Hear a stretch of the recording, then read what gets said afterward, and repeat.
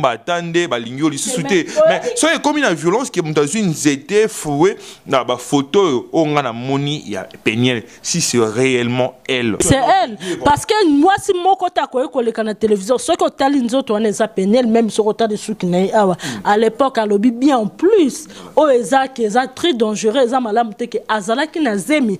Mais bah tout le monde se base on dit matin, on est dans Robert, moi c'est n'a zemi, tout le monde a un mi bal, baso bête, bas n'a zemi, peu zemi, moi si zemi bimi. En plus, Azala qui n'a zemi, quoi qu'on imagine niveau ya. Voilà, donc là, moi je peux dire directement s'il faut lancer un message vraiment très important à frère Mike étant que homme, Nakoki, parce que je ne suis pas encore marié. Nayebi, bah réalité les cas mariage té, donc on a ça moi réserve au conseil moteur de engagement on a marié pendant un moment, mais je peux toujours dire que ce genre de comportement, si c'est réellement parce que frère Mike a zappé dans le jeune. Il va encore se marier. Si à continuer n'a pas mais aussi il est un homme dédié. Oh, moi personnellement, dans mon chanson est édifié énormément. Et nous voulons ce que l'artiste n'a pas modèle du point de vue comportement, du point de vue c'est là est vraiment arrivé. Frère Mike, aux Arabes pour changer, tu peux toujours changer.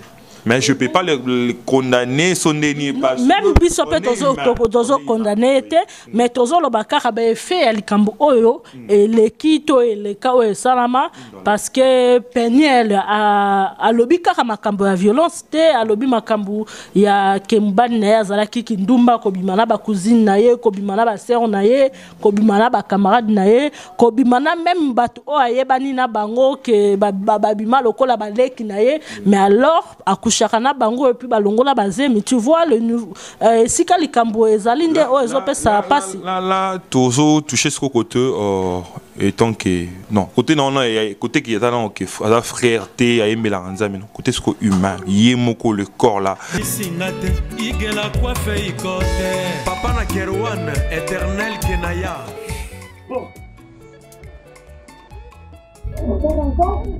oh chérie.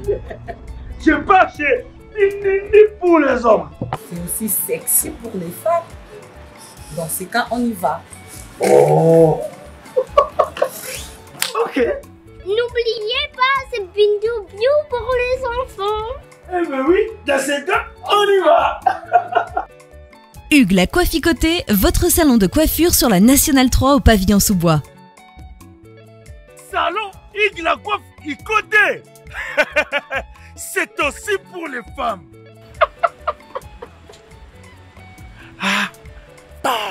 Hugues la Coifficoté, votre salon de coiffure sur la Nationale 3 au pavillon sous-bois. Ouvert tous les jours de 9h à 20h, même les jours fériés. Plus d'informations au 01 41 55 0000 ou sur le www.huguelacoifficoté.com. Hugues la Coifficoté, l'homme qui coiffe la ville. Salon Hugues la coiffe, Icoté, c'est vraiment sexy pour les femmes. Nous les hommes, on manque les mots. Pour les enfants, pitou piou, il dort. Trop de nikinik. Chikicha, chikicha, cha cha.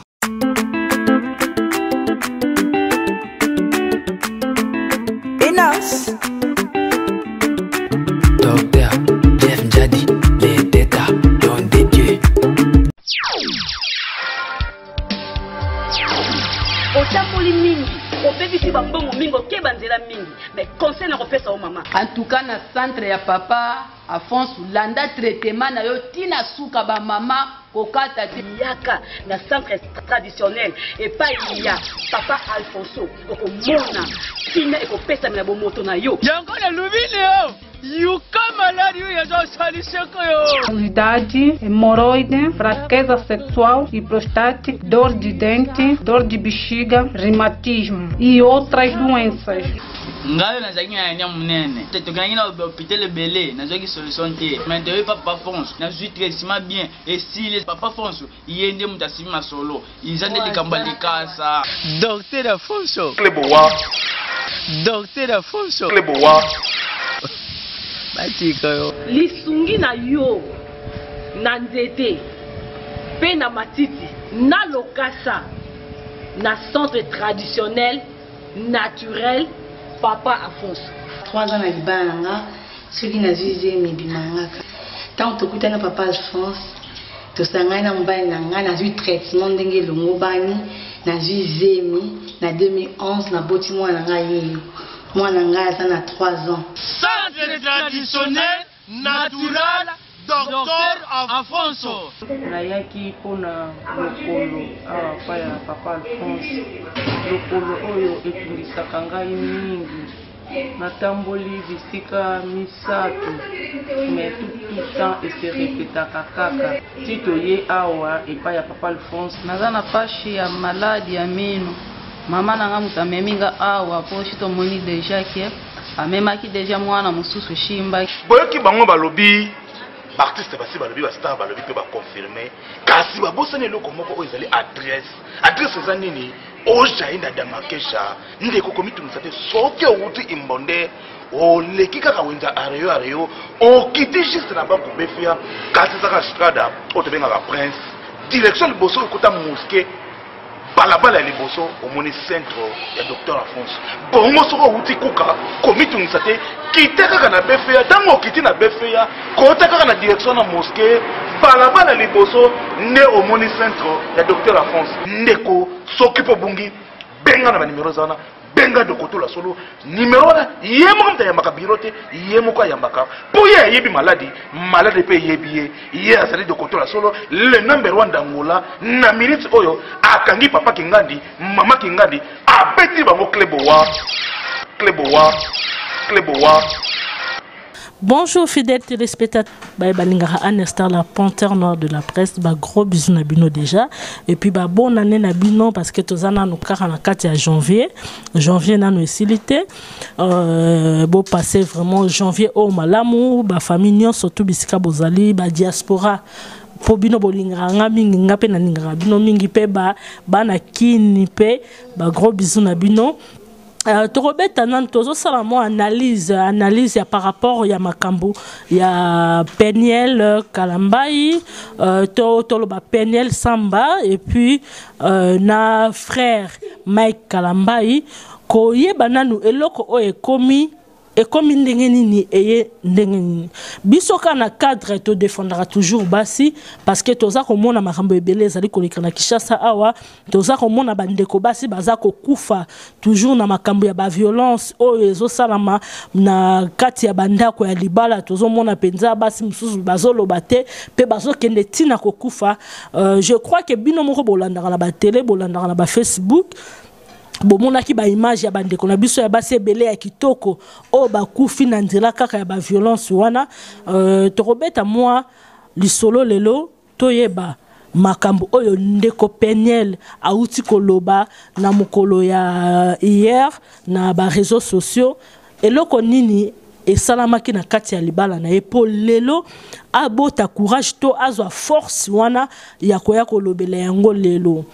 Torobeta masolona ndeko na biso ya journaliste azali awa Scotty ya Congo Promo pona koluka koyeba nanu to solola pour to bino pe boyeba bo comprendre peke pourquoi ndeko mwasi lelo abimisi o ezalaki ya kobomba na abimisi yango na libana mbote ndeko Scotty. Agnès mbote bonani na yo. Merci beaucoup Dayope. Voilà, donc je pense que le sujet est vraiment un sujet très capital. Tout le monde peut-être les amis na couple Kalambai, mais c'est un sujet où ils a peut-être na ba famille moi belé, ba te belé puis ba si ba moi et comédie bango mais ba ça peut-être na voité au bakoki ko lobelango ba tout tellement nous avons la 4e voie, c'est la voie il y a communication et médias. Nous condamnons déjà au départ, nous condamnons déjà la violence faite à la femme parce que moi-même je suis là, j'ai été mise au monde par une maman Tété na PCP bonne année place Azali. D'abord donc nous condamnons basi baza bato to vivre na bango pour une vie, boti biso to bali bango to boti bango lisusu donc mais dans chaque thèse il y a toujours des hypothèses bien tout le monde a émis au-delà de tout qu'il y a eu un divorce entre Mike na Mwasi na mais il y a tant l'équipe est belé pourquoi que la mission on a un moment où peut-être na moment wana bandai komona te ndenge ni ya kolobela omoni tango uti na ba choc et tout ba ezalaka na eloko moko na ezalaka na 4 peut-être azalaki na moment de traumatisme elle savait pas comment parler de ça comment battre ba kozwa yango soki abeli yango peut-être lelo amoni que c'était ou bien ba stress na ye longwe ou bien ba traumatisme azaki na ngwe longwe nde pesi force ya lobela yango force bien sûr tout bon a force et lelo mais il s'est passé aussi des choses merveilleuses pendant qui en couple et pourquoi pas te ba blog on a bien pe Mike ça là et frère Mike a étalon pe internet on doit se poser des questions en tant que des humains. Qu'est-ce qui s'est passé Kaka Abimisa parce que c'est le père aussi de son enfant, bien qu'il est de ses enfants. Donc bazana bana. Donc pour un peu faire un peu cacher côté personnalité mobalinaïe, le père de ses enfants. Elle ne pouvait pas aussi faire ça. Non, mais est-ce que au moins le père de ses enfants, c'est le bito landarabasi nyonso. Et ça la maman mususu pe bakutana na mahamona baza peut-être na 5 banana mibali na bango ba kabona pe mais c'est le bito qui na le père de ses enfants wana. Au moins te mukolo mususu rokufa pe ka na le père de ses enfants. Oui, ba photo to moni epenye wana. Tu vois, photo, tout le monde est Paul, tout le monde dit beaucoup. Déjà, Paul, on peut dire quoi sur Internet? Parce que la photo est à vie. Oui. Est-ce que Peniel, un homme, un autre homme, aura au moins le courage de la marier encore? Je ne défends pas M. Mike Kalambay. Si c'est vrai, nous les condamnons parce que c'est une violence. Non, je condamne ni Peniel, je ne suis pas pour Mike. Mais au moins, nous voulons est-ce que Internet... et ça là, moment monté, parce que l'autre est jeune. Demain, on aura 50, 60, 70 ans. Ces vidéos, ces photos seront vues par nos enfants. S'il faut garder au moins de ces côtés-là, moi je dirais à Madame Peniel, n'habitons pas au retard l'émission parce que Congo Promo et puis votre chaîne est vraiment très suivie, qu'elle essaie un peu de voir Babilo Kouana. C'est une femme battante, c'est une femme forte. Te féliciter que déjà d'abord on a décision. Quand une femme aussi, il faut quand Toyo Kanaga, on prend le courage de s'engager. Mais quand aussi une personne prend le courage de divorcer bien lingi li kambouté à l'obien oaza clair parce que tout le monde a vu basi mususu à lingi na été ola ayebisa batu bien isa mobile ni a comme nous tricher. Mais elle au moins elle a fait ça, nous l'encourageons mais et c'est un peu au lembisement mususu wa mike po yo yebi carrément mon Dieu ça. Mais ngala zomona peut-être biso awande internet lokolo ekotape kala mingi te to yebi ke na ba 2009 pe ba YouTube ezalaka te to yeba rangote na ba 2009 to bandako ke ne beaucoup plus ezalaka cyber. Ezalaka na cyber kuno vandeli cyber masolo mais lelo mundele asani maramuna ndenge na ye mais na ba mindele ezalaka nango déjà na ba mindele déjà ba émission o ana pe ba gère Peniel sali ya ba violence et tout net États-Unis émission bongo ezalaka penza ya ko dénoncer ezalaka but na ezani so ba pe qu'est-ce qui est derrière ça but na ye moi par rapport à moi je suis une femme et tout bon but na ye pour ngeza peut-être que au moni ba message o batu babande ko tindela ye ba message o batu babande ko lobaki abomi libala pona boy alinga ki maintenant a éclaircir na population na bande ko nyonso tu ya basi pe ya mibali ba yeba pourquoi alongwa ki na libala wana parce que quand on reste aussi trop silencieux au moni surtout na lobi na 2020 na changer oyo ko senga makambu loba ka ozala mutu moko za egrubi ozala niveau moko ya bassesse là je vais pas te répondre. Mais ce que je vais vraiment venir, je te réponds. Voilà. Tu vois, donc peut-être bitnae eza yango wana ke afungola miso ya batu ba yeba siko nini esalaki ke alongwa na libala nini esalaki ke akedepo ba les ont dit elongwa pona ngai. Oui, bien album ya frère Mike Uto Sala c'est son tout dernier album, on a tel un clip moko où ça précisément na sainement vous allez au tribunal ou on a pour ça au défend mbongo si ozela taxe na yo ebima et puis ozongisa au futa mbongo wana benga biso mais déjà à partir le premier il commis déjà actif bana États-Unis, bana Dallas, bana partout dans le monde, ba professionnel na masolo à taxe après 14 ans d'expérience, ba yeli susu na ndenge ya mukiti.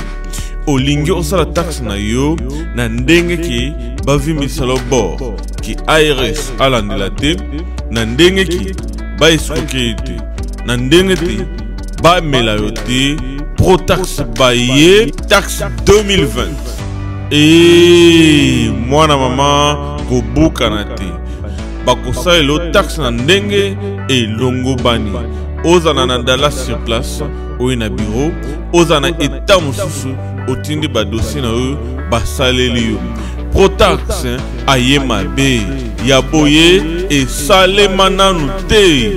Balobi à partir du mois de janvier, au Bengue Bango, au Iba Sololi, ba pêche $6,000 en avance avant que ça la même taxe, avant que W Tunayo et comment.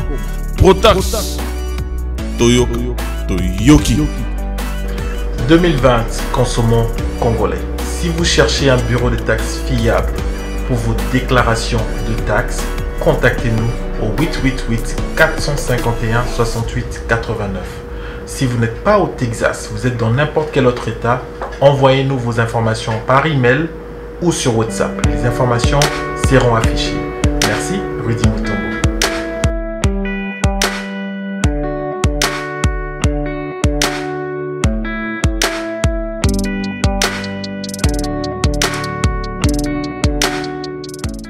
L'agence d'export et d'import, Michelo Atlantic Shipping. Et yé, bana ya Canada, bana ya USA, bomitongisa lisusu. Pour tous vos achats et ventes de voitures, pièces de rechange et les accessoires possibles, na koti na ba koli na bino na Kinshasa, bomitongisa penza te. Please, bakoya koza koli tinandako. Pour tout contact, benga Michel Lukadi.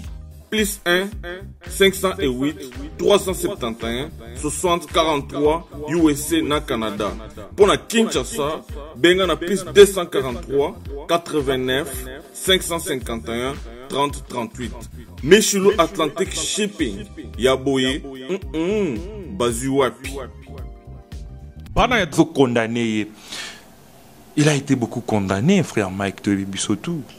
Est-ce que Mani Penel mais Penel aussi, elle était beaucoup condamnée. La femme de Mike va quitter Mike parce qu'il est méchant, il est agressif, il est turbulent. Non, il a été une fois son homme. N'oublions pas tout ça. De tout le monde, de tout le monde, n'a pas moi si bien. Caméraman, bon, on a été bon, il sur internet. Caméraman, on a été à la moi si. Admettons si quoi, ok. Lélo. Babundi, mais le temps sur mon abonnement restaurant. Le bien mon abonnement sur l'église. Le béton sur mon abonnement que dans la vie. Non mais ça a la relation Scotty, ça a la relation sur niveau comme la question dans le sous. Gata okuta na miss. Daniel a raison. Parce que organisme international ou contre la violence faite à la femme. Quoi pour poursuivre frère Mike bien juste par des photos dénoncées par sa femme. Aujourd'hui, frère Mike derrière le barreau à cause de ces photos au Penel Sali. Naibité Penel Lelosco, image naibé au Komalisundene parce qu'elle est déjà traitée dans un niveau moroboué. Oh tellement c'est une femme forte parce que dans le niveau on a monde entier. Bakabola 50-50, une partie te condamne dans tout le monde entier et puis aux ala qui est un peu forte et c'est pas facile. Nous voulons est-ce que à la forte Tinasuka beaucoup la bana qu'elle fasse une autre vie. Pourquoi pas se remarier? C'est vraiment logique. Mais dénoncer, tu as ça article documentaire moi au Penel na Mike. Moi je pense. Mais bino mibali nazo comprendre binote mais ngai makambo o Penel a lobinga la moni yango mabete na moni eloko mabete parce que lelo skotina ko sayote bande konanga ezana basi ebele ana Kishasa bazako kufa na ba violence du kaka o ya mabala wana pona nini basi mususu bazolo bate o vandi babeta ka o chaque jour tam musu babeta ka ona ba niveau moko oyoke. Donc eko mema ona liwa mais obomba kaka po mobali na ngai po papa ya bana na ngai tangu est-ce que tangu Bon, au bout de la vie, tango bimara la vie, est-ce que nzamba lobaki ke hier robala au port bana robeta betwa bomao, mais le lobasi ebele ba kufinga na royebiso na robeta lo lisolo wana na yebi yango eza kutu ya libanda te. Ser moko boye tellement lingaki mobali mingi, mobali abandé ko beta presque chaque jour, mobali ki ndumba makasi. Mobali awa mwasi mais ko maltraité même ko kangela na kati anda ko pendant une semaine a repese biloko oliate. Siko yebisanga neti ya niveau ya bongo mais abande ko bomba kaka ke papa ya bana ngana so biso lelo ser wana azana se ya mabele mobali ana tikali azo continuer vie na ye na basi na ye nyonso to wana zalaki na bango siko nana a perdre vie déjà j'ai toujours dit moi je condamne la violence on va toujours condamner les lobbies donc tembeka na violence toujours ça violence to la justice mais tous en ont deux parts, c'est le problème de choix. Pourquoi dans un couple, pour qu'il y ait un procédé, il y a d'autres, près d'autres, il y a un moment de fiançailles. Pourquoi? C'est le moment où l'homme ou la femme, à son tour, à force de temps, il y a étude. Il doit étudier son conjoint ou sa conjointe. Déjà, on a déjà évité. Il y a des hommes ou des femmes, peut-être, Mali, malin ou malin, à garder notre face naïe. Voilà. Mais aussi, biso de colis nos parents. Papa na maman et l'obité que na mis une fois mbata mongo pe skitte les katé to monango pe quand même que maman pe boy moi le roman pe boy salami boy papa pa lexi mbata mongo mais ce qui to mo condamné ba acte tout. Il y a méchanceté, il y a nini. Moi, je vous dirais, on aura à chaque fois derrière le barreau les hommes. Parce que violence, il y a ma bé. Mais violence, vous pouvez y avoir deux fois, et qu'on répète par jalousie. Là, on voit aussi les femmes. Les femmes, ça vient aussi par jalousie. Quand on te dit de faire ABC, yo, Ketina, XZ, ça énerve. Et le but de ce ABC,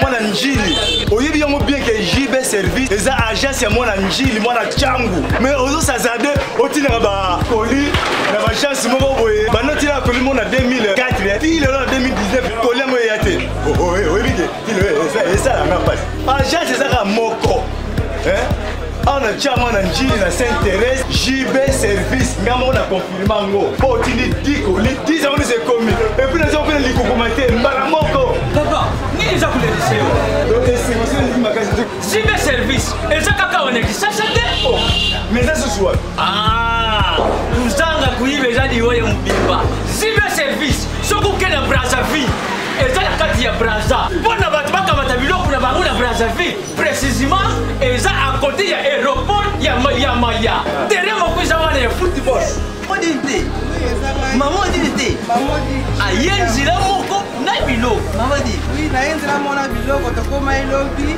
to za a pona vino to sa musala pona vino anja munderite ngele mutu mwindo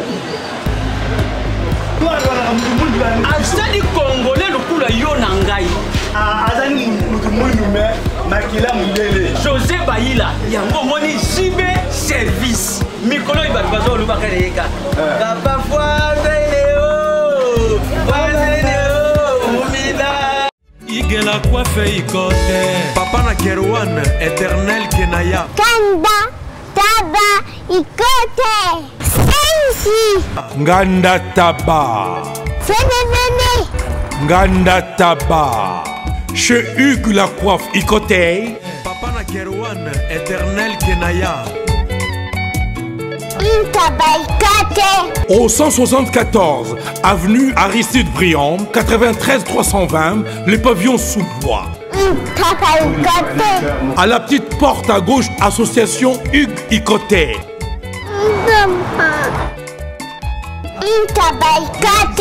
01 41 55 0000 Ntaba Ikote Takas Onyokwamaki Osufraki Abus de confiance dans la famille Okokaki Kotonganda côté. Et oui, voici la solution.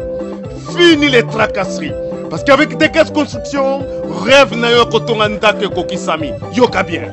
Decas Construction, entreprise moko spécialisée, expérimentée dans la construction de immeubles, bâtiments, maisons, bandako ya ndenge nyonso okoki kotonga ngo na Decas Construction. Ata ozangi terrain, ata ozana projet ya kosomba ya kobongisa po ya koluka ndako, Decas Construction ezali spécialisée na matière wana.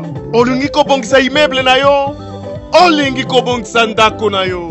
Olingi pe kotonga ba immeuble quartier Mobimba. Et sa spécialité ya Decas Construction, contactez biso. Sans serveur, na Decas Construction, toujours na ba architecte, na ba ingénieur, on va aller très qualifié. Qualifié koleka pour na kotongela yo ndako o ezali et kotikala immortel, inoubliable. Oh yes, yes, yes. Decas Construction vous propose aussi un service local, luminosité à bâtiment et éclairage public, installation de vidéos de surveillance, installation de systèmes d'alarme anti-intrusion pour véhicules et maisons. Adamu tukanayo, bakoki kotiela yo alarme moko ya suka. Oh yes, olingi talo ya pété. Car Decas Construction est à offrir par prix moko très abordable. Au poki ko négocier yango futaka ndambo. Oh yes, sengoteur. Decas Construction, moi na Congo, mboke bongi, yaka Decas Construction ay ko pesa yo opportunité ya ko bongi sa avenir na yo, bokoko na yo, vieillesse na yo. Decas Construction bambolama. Batande balingyo lisusuté. Mais soyez comme une violence qui est dans une zété fouée na ba photo on a moni ya Peniel si c'est réellement elle. C'est elle parce que moi si mon côté ko ko le kana télévision ce que tali nzoto on eza Peniel même sur côté de soukina awa à l'époque à lobi bien en plus o eza qui eza très dangereux eza malamu te que azala ki na zemi mais batu misusu bazondi mate ndenge ni robeta moi na zemi to mona ngo mibali bazobeta basi na zemi pe zemi moi si zemi bimi en plus azala ki na zemi ko imaginer niveau ya. Voilà, donc là, moi je peux dire directement, s'il faut lancer un message vraiment très important à frère Mike étant que homme, Nakoki, parce que je ne suis pas encore marié, Nayebi, réalité, les cas mariage, donc on a moi, réserve au conseil, moteur de engagement, on a marié pendant un moment, mais je peux toujours dire que ce genre de comportement, si c'est réellement, parce que frère Mike a dans jeune. Il va encore se marier. Si à continuer mais aussi il est un homme de Dieu. Oh, moi personnellement, dans mon chanson est édifié énormément. Et nous voulons ce que l'artiste un modèle du point de vue comportement, du point de vue c'est là est vraiment arrivé. Frère Mike, aux habité pour changer. Tu peux toujours changer. Mais je ne peux pas le condamner, son déni pas. Même si on condamné, mais tozo le bakar a fait le cambo oyo et le kito et le kao et salama parce que Peniel a lobby car makambo ya violence te a lobby makambo ya kemban na ya zalaki kindumba ko bimana ba cousine na ye ko bimana ba sœur na ye ko bimana ba camarade na ye ko bimana même batu o ayebani na bango ke ba bima lokola ba leki na ye mais alors Chakana bango et puis balongola bazé mais tu vois le nouveau si kalikambo ezalinde o ezope ça passe là tozo toucher ce côté étant que non côté non côté qui est là que la frèreté à aimer la mais non côté ce humain yemoko le corps là vous voyez deux hommes on a regardé la TV pour nous condamner ce qui n'est ni mais la pratique ça fait aussi blesser les femmes. Ça blesse d'autant que au ebi mobile pour mobile bakabolarité badif c'est répété moi si pareillement tant au lingité que basalo mabe yo pour osala mabe donc te Congo plusieurs fois même pour tout une parenthèse te Congo monsieur Kofi Olomide aloba soki ngai soki frère Mike à côté là c'est rapide dans un lola entre guillemets to ebi message à linga opé ça biso donc ça veut dire pour naïe que azamu tumala muta peut-être ba musicien normal voilà alors ba go bien so Mike à côté lola c'est nga pina kota lola ba kuta na wa puis ba sala ga nini ensemble et voilà donc ba artiste na biso to ebi ba artiste ko emela nzambe bien mokili et ba ça ba tout le monde ba na célébrité énorme et donc faire Mike ata pena tout le monde ba linga surtout les filles aime beaucoup frère Mike. Donc, il faut toujours prier que le Saint-Esprit soit toujours présent pour garder une tentative. Parce que ce corps ici est faible. Mais écoute, tout le temps, on va bêter que c'était dans le corps humain. Alors, il passe ici, allez là qui est lié, sabatane. Donc, le corps est humain, l'erreur paysan en je dirais humain. Donc, mais c'est un peu de recadrer tant qu'un homme, tant que si un homme dédié, je peux ou je ne peux pas toucher. Surtout na soki bana ba komi déjà na ba âge moko ya liboso azanango omoni bana msuba ye baka makambo ya bana msuba mona ka soko zobeta mama na misu na ye soko zo sala eloko mo bana bakangaka omona soki akoli na âge moko azoninga ressentir yo lisusu papa te donc biloko ya bongo ezalaka penza malamu te eza kitoko te mais ngala koloba beaucoup plus na bandeko oyo bakondanaka bandeko basi baloba papa ya mwana pa non mama ya mwana pe omona ke papa ya mwana pe asali mama ya mwana mabe ntamso abomi pe mama ya bana siko tango abomi ba mama ya bana bobosani ke azaki mama ya bana kaka papa ya bana na yo olobeli makam na ye na television non aza mutu lokola mutu nyonso tutango sali mabe o comment qu'elle n'a pas profondeur moko ya ba mabe moko mutu nyonso to akoluka se défendre même ce que za mama ya bana même ce que papa ça dépend mais oui peut-être que ndaki na ndenga ya famille est-ce que tu peux imaginer depuis 2013 azoka ba kobeta bongo azoka ba rapport à mon aramobal na bi makana bandeko na ye depuis 2013 aujourd'hui to na 2020 tu peux imaginer tamsuna ne wana nyonso to yebisa ki ba famille te to aluka ki ba toi patienter quitter que peut-être mon bal a rechangé. Voilà. Tu crois pas? Mais tout ensemble était. Vous pensez que à 50%, bon, même à 90%, il y a moins si mibal to kabon là on a vu c'est difficile que quand tout le monde va souhaiter de bonnes chances et ça vraiment carrément rare qui bokabo na mutu souhaiter de bonnes chances batimi balingara qui bokabo na y pas fait fondre. Mais à ces niveaux ici, parce qu'on a condamné la violence, on a toujours condamné ce qui est réel. Mais la façon de traiter nos problèmes, attends tout ça, star, parce que ça déjà va couper mon robot, ça star, connu de presque tout le monde.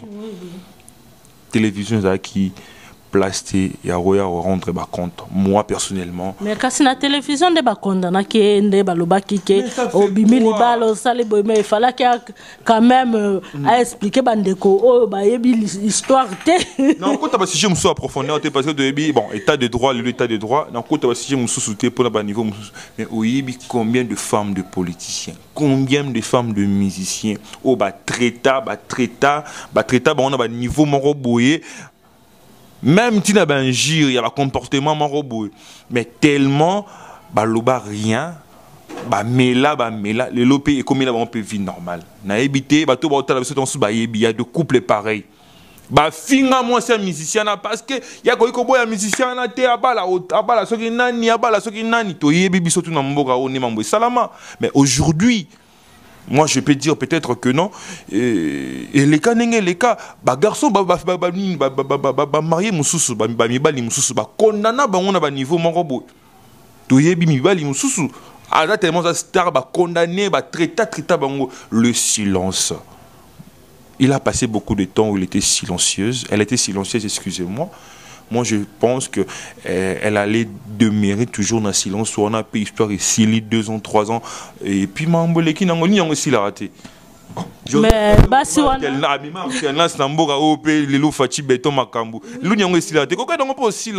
basi wana na ye bakutani peut-être na ka mon côté, peut-être bango ba izalaki ba kandenge mususu te zaki ndenge moko tende konanga mobali. Il y en a l'habité. Baka is différent. Mais, moi, je vois côté humain. Parce que moi, aujourd'hui, j'ai un gosse de pratiquement, au mois de février, il aura 4 ans d'âge. Donc, Jaden, bonne année à toi, mon enfant. Tu peux imaginer, attends, je te dis, tant aux autres que le côté humain, on est menace, voilà. Menace à modèle ou on a parce que aussi, les a silence, parce que j'étais aussi silencieux et na garda kangopé. Mais tu as vu pendant 2014 jusqu'à 2020. Après, il dit silence. Non, Star, Anya, oui, il y a eu un problème. Moi, je dis, nous les méchants, parce que nous les hommes, on est des méchants. On est vraiment des méchants.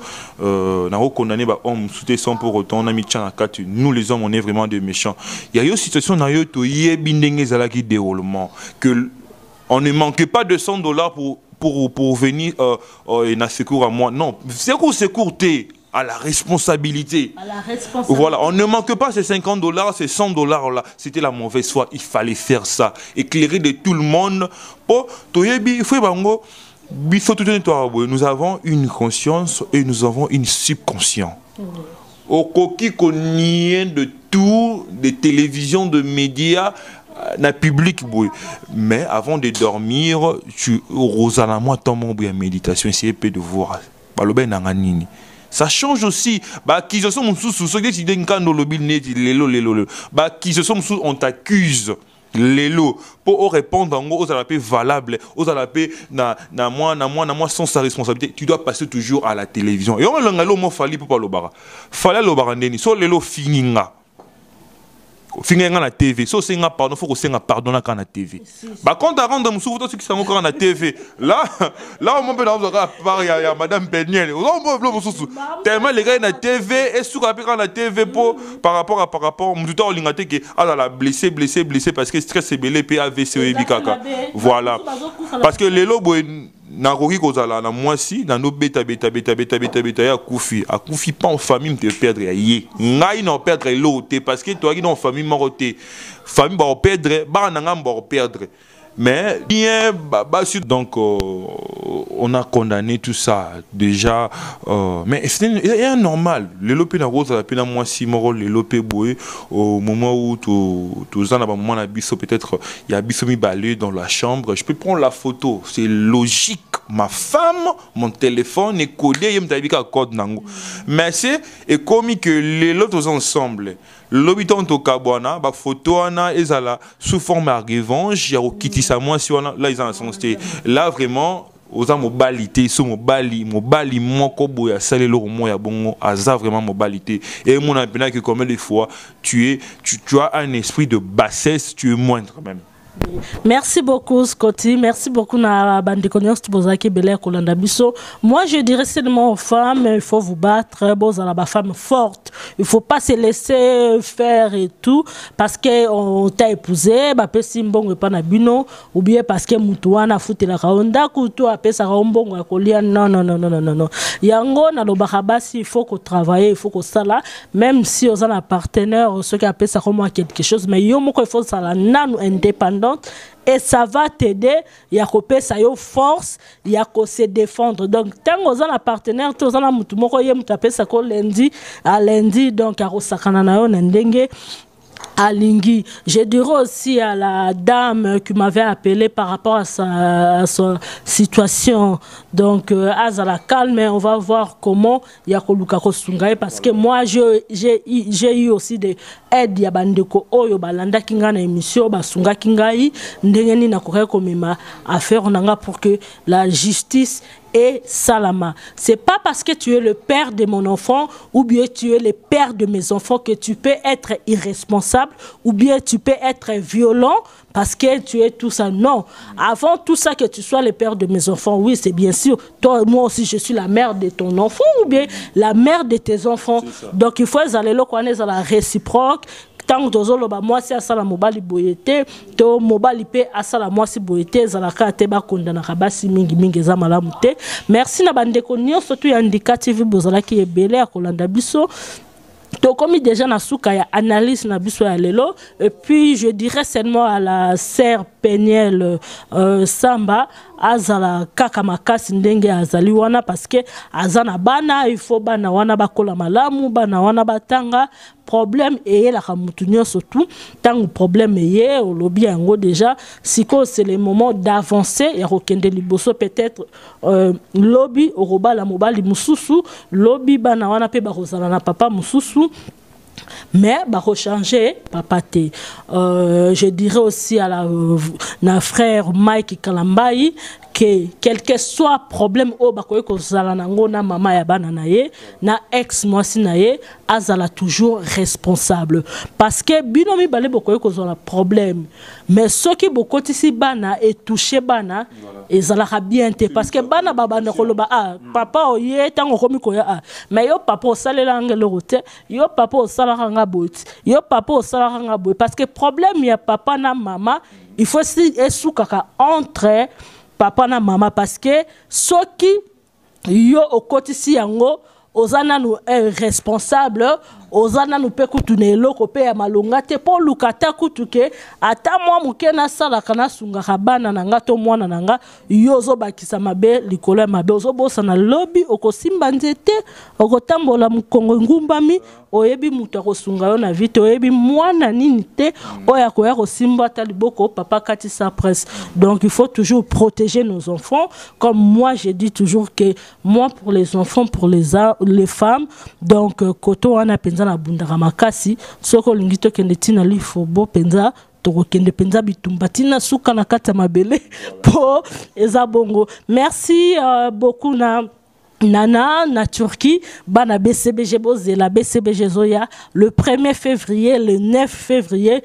billet VIP eza $100 billet normal eza $50 boza la ebele wana pona ko sepelisa papa chéri JB Piana boze la pe bat de match Zoya ba professeur lokuta penza boza pengo bat de match Zoya avec force biloko wana elambami kitoko na pesi. Merci na ingénieur Cédric donc yende mutasimbi makambo bomo nezo salamawa. Merci na yope koti moi mais de mots de la fin ce qu'ils allaient. Si mot de la fin nanga je vais toujours remercier tout la ndenge émission donc beaucoup condamné pena bisoté na ba propos to condamné pena ba te belé mais na pesika mbote ba tout ba na Turquie là je vois directement mon ami Bonongo donc Steve Bonongo na Turquie na bi que concert à papa chéri au somma billet spécial et à $100. Je vois aussi mon ami Freddy Long à Paris, sans oublier Trésor, garçon cher donc, vu Congo promo, Tobé Takaka.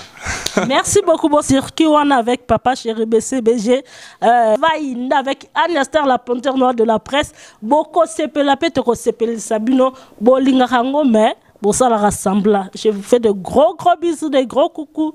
Mouah. Je vous aime, bye.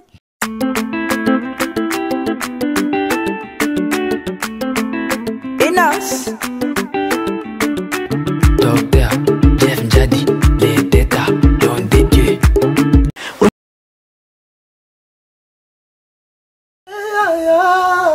Bongo te Willie, bongo te tokaye, ma jolie na lelie. Willie toka, na sengi pardon, kosala bongo te. Bana Congo. Je vous demande de vous abonner au Somba Décoder Rwanda. Mbambo pour na rotala babiloko tout yamboka pour vous aller informer à l'heure. CP la TV na bande libre. CP la TV Décoder et CP la TV. Ma chaîne tout ya Kinshasa, ma chaîne tout ya Congo, ma chaîne belé bouquet na tout est sur les nyonso ba clip tant aux autres mabonotala. Donc bah, information nyonso ya mboka, ya politique, ya culture, ya sport, ya santé, ya nyonso. Donc voilà, idéologie là c'est pilatique.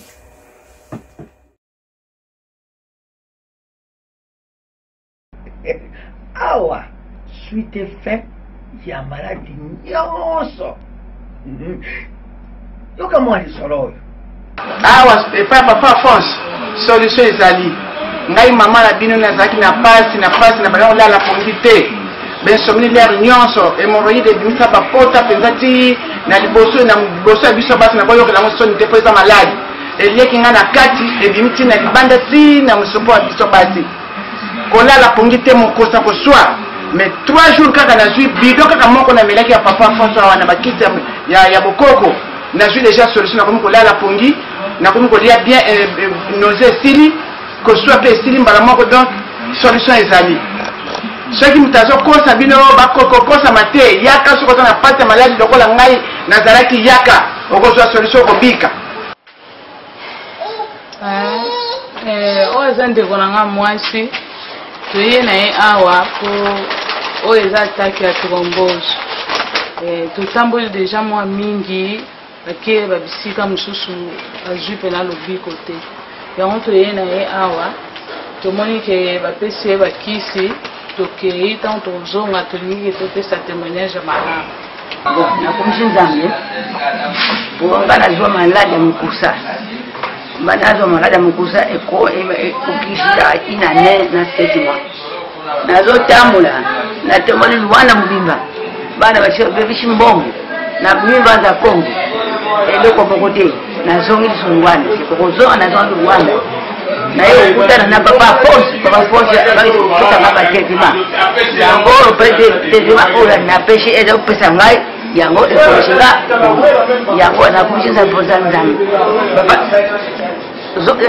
kalisia papa bafonse kani epesa maringuya okoneka makiyena ebakisama na likolo. Centre traditionnel naturel Dr Alfonso 100% naturel. E o segredo das folhas